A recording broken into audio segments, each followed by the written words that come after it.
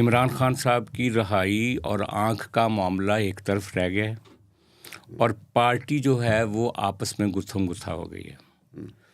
अलीमा खान साहबा ने पीटीआई के लीडरों के ख़िलाफ़ तबले जंग बजा दिया है। उन्होंने कहा है कि मुझे पता है कौन कौन गद्दार है, बल्कि उन्होंने कहा कि सारे गद्दार हैं सलमान अकरम राजा के अलावा। बैरिस्टर गौहर लतीफ़ खोसा, हामिद खान और अली ज़फ़र को बाकायदा उन्होंने चार्जशीट कर दिया है और कहा है कि बैरिस्टर गौहर जो है वो भी वज़ीर दाखिला मोहसिन नकवी के साथ मिल के साजबाज कर रहे हैं इमरान खान की सेहत के मामले पे, उनकी आँख के मामले पे। और उसने इल्ज़ाम लगाया है कि सब जानते हैं कि पार्टी के अंदर गद्दार कौन है और पार्टी जो है वो सिर्फ़ और सिर्फ इमरान खान है। उन्होंने कहा कि इमरान खान ने वकीलों को बड़े पैमाने पे टिकट्स दिए ताकि वो इलेक्शन जीत के आए और इमरान खान के मुकदमात को लड़े, लेकिन आज सारे वकील गायब हैं। उन्होंने क्या कहा इस सारे मौके पे? पहले तो हम चाहते हैं कि वो एग्जैक्टली सारा कुछ हमारे देखने वाले अलीमा खान साहबा की ज़ुबान से सुनें। ये क्लिप देखें ज़रा। आज किधर हैं सीनियर लॉयर्स? आज इमरान खान के केस लगाने थे, चीफ मिनिस्टर आ गए, सलमान राजा बैठे हैं, सलमान सत्तर खड़े हैं। किधर है हमारे सीनियर बाकी इमरान खान के जो लॉयर, जो टिकट होल्डर्स हैं? इस वक्त आपके बाद देख लें, हामिद खान है सेनेटर पीटीआई के। इमरान खान इस वक्त जिनकी आंख खराब है, जो इस वक्त 2 केसेस लगे हुए हैं, जिसके अंदर आज ये 2 केस लग जाएं, इमरान खान रिहा हो सकते हैं। हामिद खान किधर है? खोसा साहब किधर हैं? अली ज़फ़र किधर हैं? और गौहर साहब जो सेहत के लिए इतनी फिक्र कर रहे थे, जो सेहत के लिए पूरा ये कम्युनिकेट कर रहे थे, इमरान खान की सेहत को जो फारिग करवा दिया, तो गौहर साहब किधर हैं? इस वक्त चेयरमैन है, कहाँ है? इधर क्यों नहीं केस के लिए खड़े हुए? और अली बुखारी किधर हैं जो इस्लामाबाद के हैं? आप हमारे से सुनेंगे, जो आप लोगों का काम था वो करें पहले जाकर। हमारी इंटरफेरेंस अब हम आपको पब्लिकली बताते हैं। पहले प्राइवेटली रिक्वेस्ट किया था, अब हम आपको पब्लिक। ये क्लिप तो आपने देख लिया। अच्छा खान साहब, अब थोड़ा सा ट्विस्ट ये है इस सारे मामले में कि जो बैरिस्टर गौहर है वो और अलीमा खान आमने सामने आ गई। बैरिस्टर गौहर ने अलीमा खान के 2 प्रोजेक्ट जो हैं वो अबॉर्ट कर दिए। पहला जो उन्होंने नंबर 1 कहा था कि जनाब सीएम केपी को कि आप रिहाई फोर्स बनाएं और लेकर आएं लोगों को और इमरान खान को छुड़ाएं, गौहर खान ने कहा जनाब कि ये कोई तरीका नहीं है, आप अदालत का दरवाज़ा खटखटाएं, इमरान खान को हम अदालत के ज़रिए छुड़वाएंगे। हम ये जो पब्लिक रैली, ये जो एक तरह से जत्था बना के अटैक करके नहीं, ये इलीगल मामला है, नंबर 1। नंबर 2, अलीमा खान ने कहा वज़ीर आला केपी को कि ये जो गंडापुर है ये गद्दार है पार्टी का, इससे सिक्योरिटी वापस ले लें। रात उससे सिक्योरिटी वापस ली गई है और आज वज़ीर आला केपी जो है वो खुद कह रहे हैं कि मैंने सिक्योरिटी वापस नहीं ली, झूठ बोल रहे हैं। जबकि गंडापुर के स्टाफ ने बताया कि वज़ीर आला सेक्रेटेरिएट से कॉल आई, पीटीआई की गुत्थी में है, वो उनके डोनेशन, कुदरत की तरफ से डोनेशन होगी कि आपने झूठ के अलावा कुछ नहीं। और मैं क्विकली आपको बता दूं कि आज 2-3 वाक़यात हुए हैं कि बैरिस्टर गौहर के कहने पे आपके सीएम पंजाब, और मैं क्विकली आपको ये बता दूं कि बैरिस्टर गौहर की इंटरवेंशन पे केपी के वज़ीर आला जनाब सुहेल आफरीदी साहब आज इस्लामाबाद हाई कोर्ट में बैठे रहे चीफ जस्टिस से बात करने के लिए कि हम अदालत के ज़रिए इमरान खान की रहाई चाहते हैं।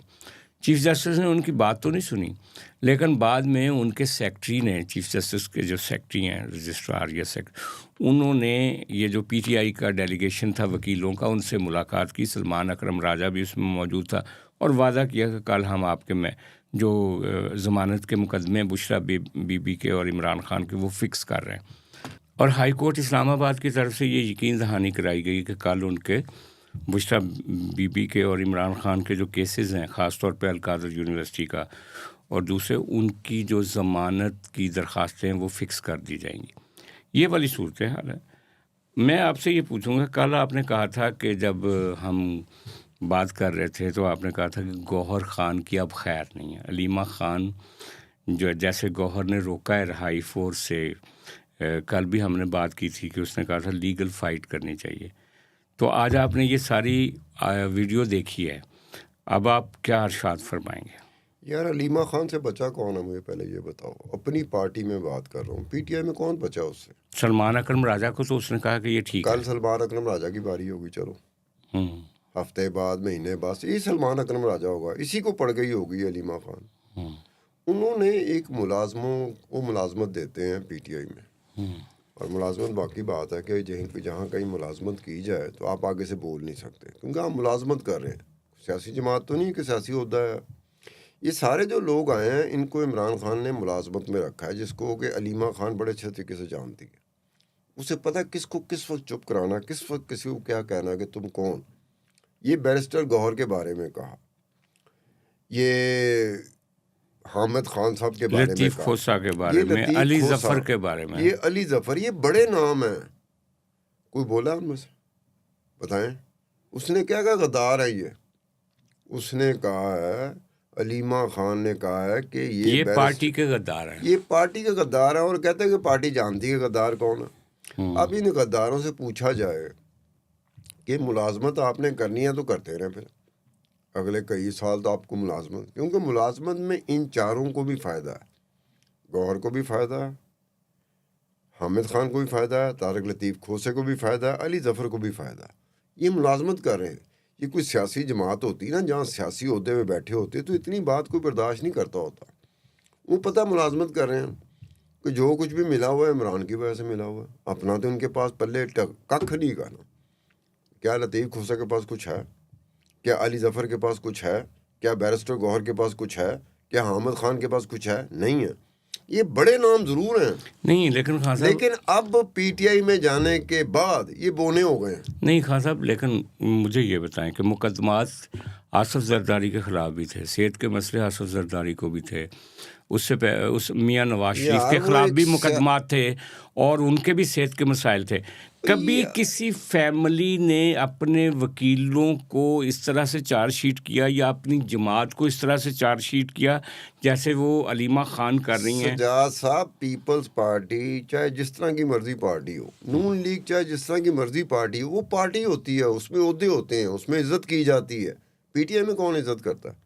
इमरान खान तो कई दफ़ा अपने वज़रा के साथ, कैबिनेट मेंबर के साथ हाथ नहीं मिलाता था। आज आप क्या कह रहे हैं कि वो जो सीएम केपीके है, वो सुहेल अफरीदी, उसने सलाम किया, आगे से चीफ जस्टिस ने जवाब नहीं दिया। जी, तो क्या सीएम केपीके सुहेल अफरीदी को नहीं पता कि जब वज़ीर आज़म इमरान खान थे तो वो तो अपने कैबिनेट के मेंबर जो होते थे, जो वज़रा होते थे, जब उनका दिल करता था वो सलाम का जवाब देते थे, जब दिल नहीं करता था सलाम का जवाब नहीं देते थे। ये फवाद चौधरी से पूछ लेना जाके, वो मिनिस्टर था। लेकिन एक बात है ये कि भी कहता है कि उनका जब दिल करता था ना, तो हमारे जब हमने हाथ बढ़ाया होता था तो इमरान खान जवाब देता था, जब उनका दिल करता था, वरना वो हमारे हाथ बड़े हुए हाथ का जवाब ही नहीं देता था। तो ये बात एक चीज़ अच्छा है। ये एक अलग बात है, और मेरा अपना भी एक मौक़िफ़ है। मैं पहले से कहता रहा हूँ कि जो पीटीआई है, ये बुनियादी तौर पे इमरान खान के बाद के जितने उसके डेप्टीज़ होते हैं, सेक्रेटरी जनरल या पार्टी के सारे उहदेदार, मुलाज़िम हैं। उनका ये कब्रिस्तान है। वो रिप्लेस करते रहते हैं, उनका किरदार ख़त्म मसख करते रहते वही हैं, तो खुद ही आपको कहा अपने कि हाथों उनको तबाह करते रहते हैं। उसी तरह जैसे अल्ताफ़ हुसैन अपने सामने फ़ोन करके अपनी पार्टी के कन्वीनर को थप्पड़ लगवा देता था या जूते मरवा देता सेक्टर था, कमांडर के ज़रिए लगवाता था सेक्टर ना। कमांडर के ज़रिए। तो ये एक बात है कि एक बात सुने, अलीमा खान की ज़ुबान से मुझे अब ज़रा थोड़ा सा मेरा कोई सॉफ्ट कॉर्नर रखता हूँ। महमूद अचकज़ई हैं और राजा नासिर अब्बास, वो बाहर की दुनिया के लोग हैं, वो पीटीआई से बाहर के लोग हैं, वो उधार या मुस्तार लेके ही आए हुए हैं। मुझे उस दिन का खौफ है कि जिस दिन अलीमा खान ने यही ज़ुबान जो उसने ज़ुबान इस्तेमाल किया है, बैरिस्टर गौहर अपनी ही पार्टी के चेयरमैन, या हामिद खान, या तारिक लतीफ़ खोसा और अली जफ़र, यही ज़ुबान अलीमा खान इस्तेमाल कर रही होगी महमूद अचकज़ई पे, यही ज़ुबान इस्तेमाल कर रही होगी अलीमा खान राजा नासिर अब्बास पे। अब मुझे उनका है तो आप तो इस कल्चर में हो ही नहीं। जो पीटीआई में आता है उसे पता है कि पीटीआई में इमरान खान की मुलाजमत करनी है, कुछ सियासी जदोजहद में हिस्सा नहीं बनना। अगर सियासी जदोजहद में हिस्सा बनना होता तो क्या आप इमरान खान इस हालत में अंदर पड़ा होता कि उसकी बनाई 15% रह गई है कि 30% रह गई है कि 70% जा चुकी है कि 85% जा चुकी है। ये हुआ ही सिर्फ इसी वजह से। मुलाजम जो होता है ना, वो आपका मेरा उतना ख्याल नहीं करेगा जितना मेरा लॉयल करेगा। पीटीआई में मुलाजम लोग रखे गए हैं,